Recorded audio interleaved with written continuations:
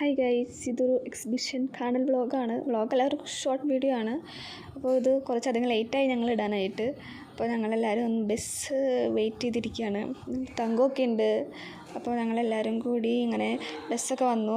ഞങ്ങൾ ബസ്സിൽ പോവാണ്.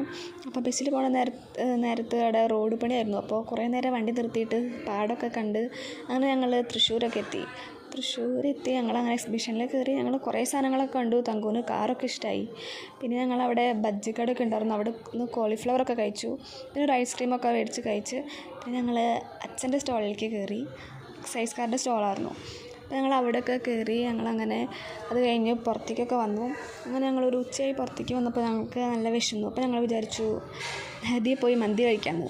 ഞങ്ങൾ നെഹദി എത്തി. ഞങ്ങളെല്ലാവരും ഒരു ഫുൾ മന്തി ഓർഡർ ചെയ്തു.